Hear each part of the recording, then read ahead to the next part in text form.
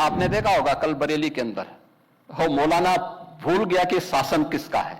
अब उत्पातियों और उपद्रवियों को पता लगेगा कि 7 पीढ़ियां याद आएंगी उनको।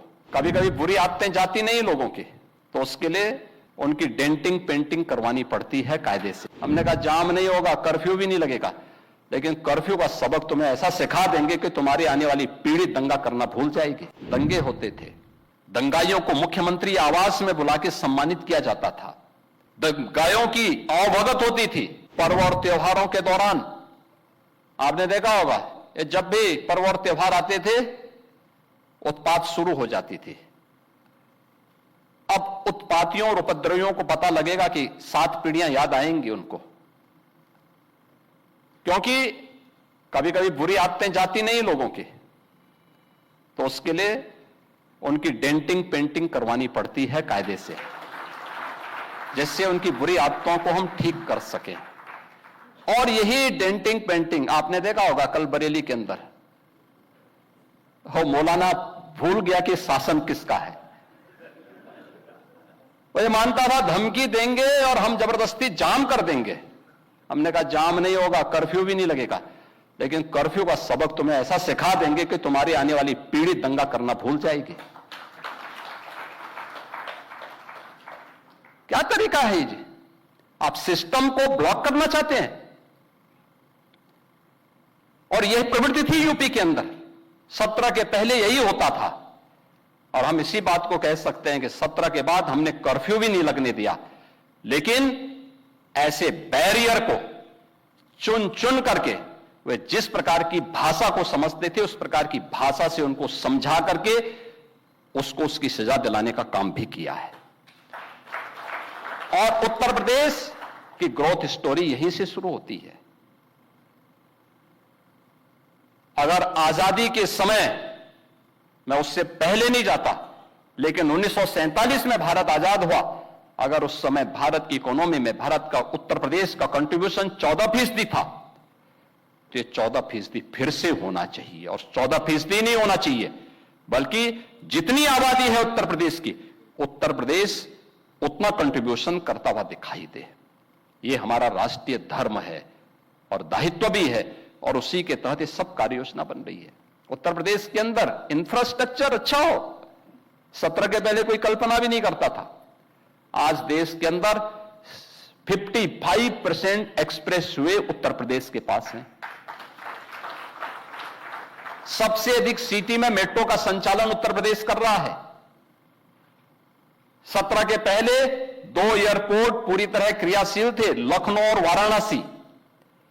गोरखपुर और आगरा आंशिक रूप से क्रियाशील थे। गोरखपुर में एक फ्लाइट आती थी, कभी भूल से आ गई,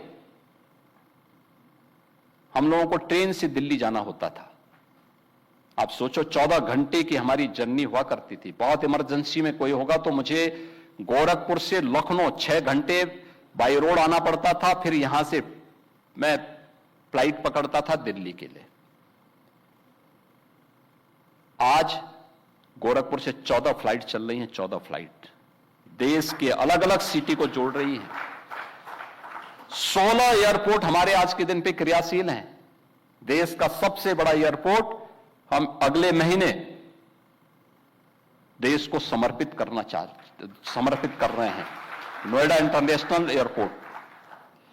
यानी ये उत्तर प्रदेश वही है जो पहले बीमारू था। बीमारू था नहीं, बीमारू बना दिया गया था। बीमारू मानसिकता वालों ने इसको बीमारू बना दिया था। ये बीमारू मानसिकता वही है जो परिवारवाद और जातिवाद है, ये बीमारू मानसिकता है। और इसी बीमारू मानसिकता ने उत्तर प्रदेश को बीमारू बना दिया था। परिणाम क्या था? दंगे होते थे, दंगाइयों को मुख्यमंत्री आवास में बुला के सम्मानित किया जाता था, दंगाइयों की अवभगत होती थी, और पेशेवर अपराधी और माफियाओं के सामने सत्ता सैल्यूट करती थी और सत्ताधारी लोग उनके कुत्तों के साथ हाथ मिलाया करते थे।